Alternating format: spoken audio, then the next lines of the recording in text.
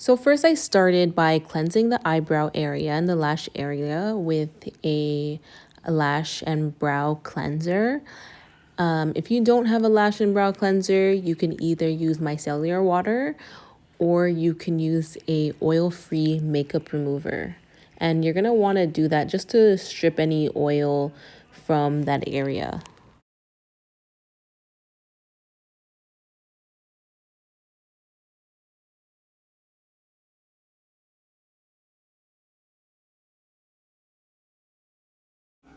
So right here, I'm applying a thin layer of petroleum jelly, and you're going to want to add a thin layer around the brows, just so that it doesn't tint the skin. And also you're going to want to do that to the lash area too. You want to get as close as you can to the lash line, but you don't want to get it onto the lashes because the tint will not adhere to it. So you want to get it as close to as possible so it doesn't tint the skin. So for this step, I'm adding under eye pads just to protect the client's under eye area.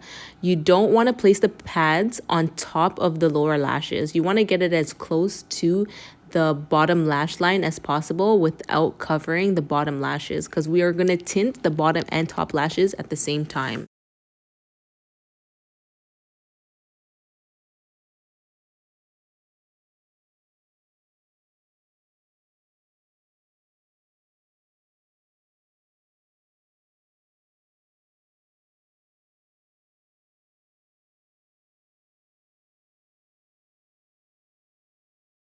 So now I'm going to start brushing through the lashes with the mascara wand just to untangle them and just to separate the lashes a little bit so that the tint can get every lash.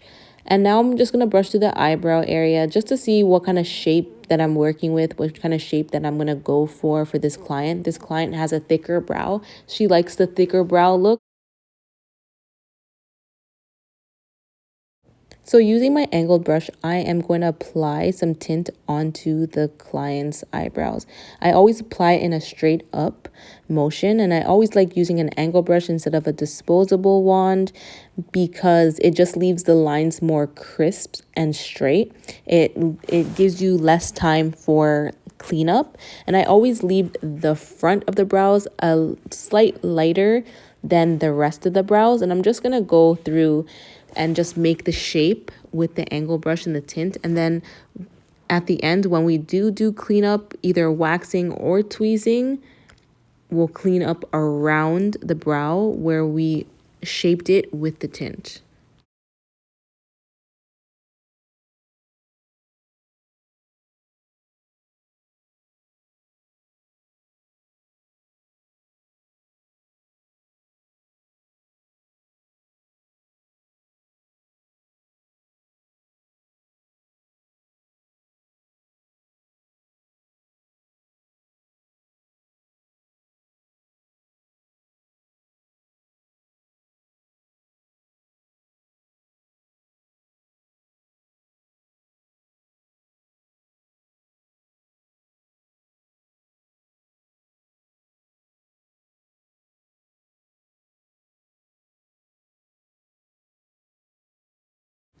So here I'm just cleaning around the brow with a dry Q-tip. Make sure the Q-tip is dry just to give it a nice shape and just to remove any tint from the client's skin.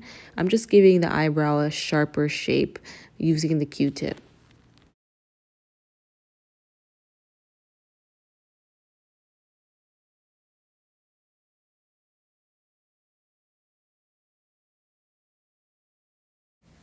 So now I'm starting to apply tint to the second eyebrow, and I usually do my brow mapping by eye, but for somebody that is a beginner, here's a good pointer. You would want to draw on the eyebrows with a brow pencil before applying the tint. And when you draw on the eyebrows and you do your brow mapping and you figure out what's the shape that you're going for and the client approves of it, you can apply the tint right onto the pencil. It will not affect it. And the tint is going to want to generally stay on for at least 7 minutes. If the eyebrows are not dark enough for the client, you would want to do this process a second time and apply tint again for another 7 minutes. So that would be 14 minutes in total for 2 applications.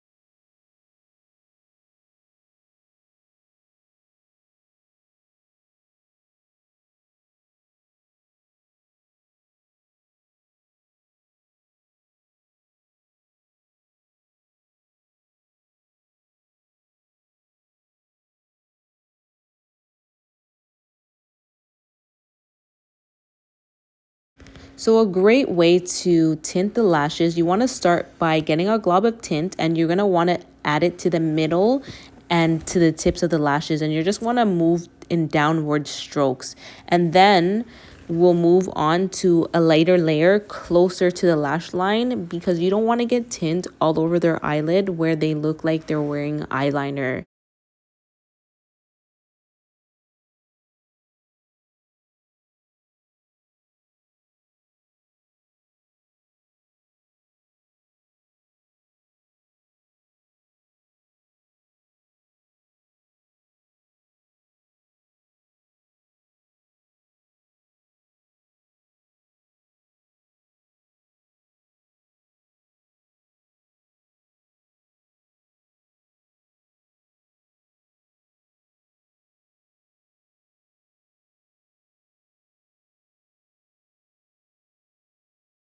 You want to make sure before moving on to the other eye that the lashes are fully saturated, and also every lash is coated with tint.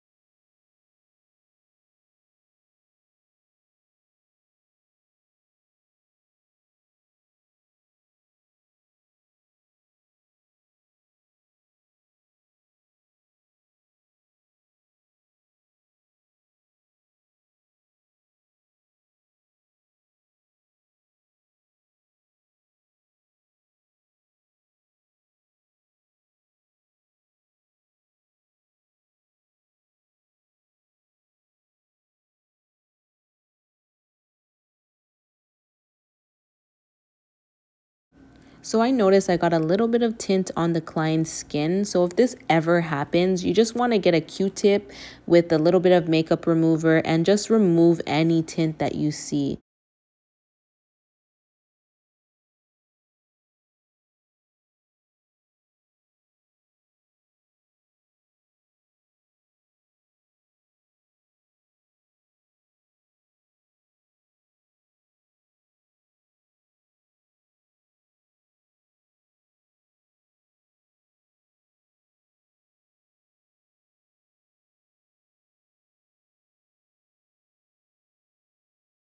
So once you're done with the lash area, you can always go over the eyebrow area just to do any little touch-ups and cleanups, any spots that you would like to make darker, because when the tint dries, it dries really dark.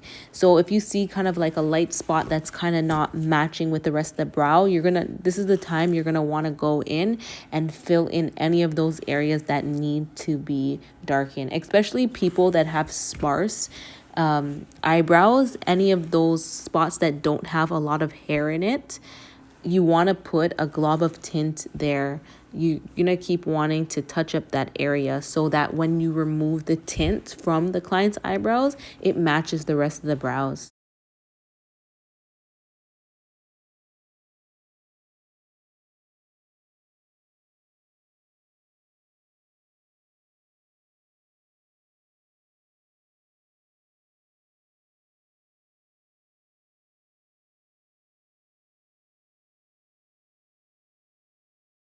So using a damped, I would say lightly wet. It should be 5% wet to 95% dry. You want to make sure that the cotton pad that you use to remove the tint is not soak in wet. And you're just going to want to remove the tint in an upward motion and make sure that, like I said again, I really stress this because it removes all of the work that you've done. So you want to make sure that it's majority dry than it is wet. So using the mascara wand, I'm just styling the brows. I'm just brushing them upwards so that I can trim the tips of the eyebrow.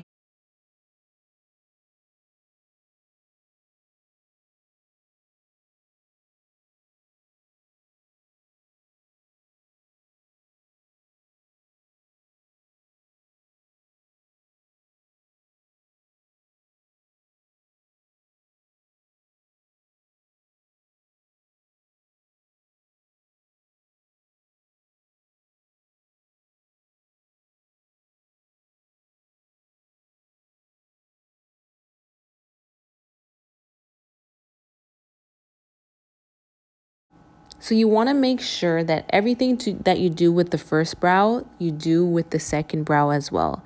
And this will really help you have a more even brow and have the brows look as much as the same as possible.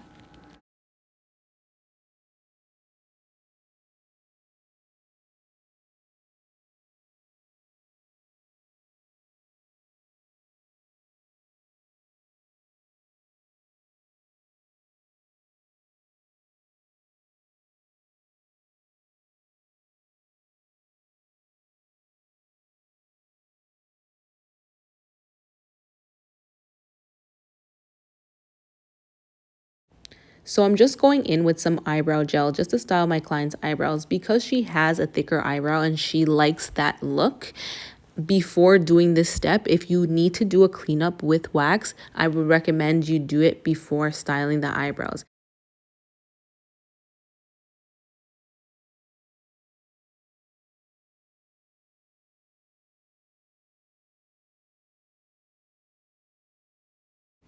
So if you feel that the front of the eyebrow is too dark or your client feels that it's too bolded in the front, you can just get a makeup remover on a Q-tip and just kind of like go over that area just to lighten up that area a little bit.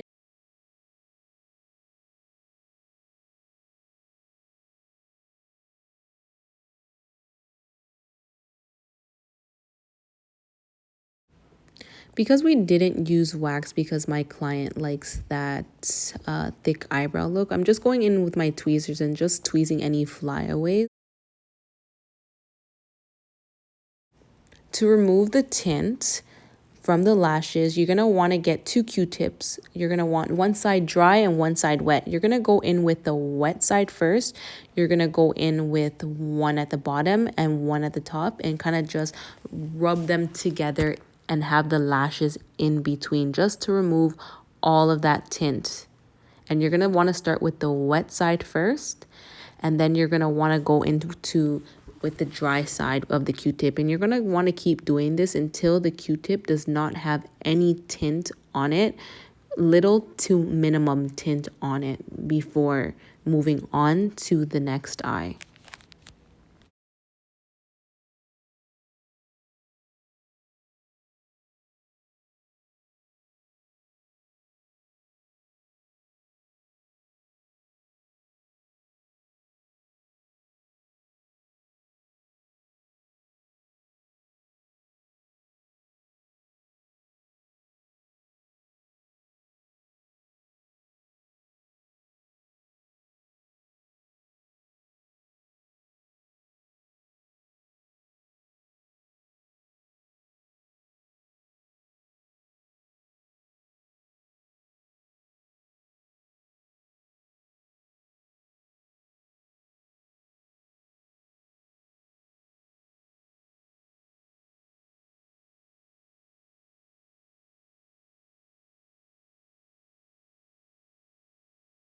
And if you see any tint that got into the skin, you're going to just want to use the wet side and just remove the tint from the skin.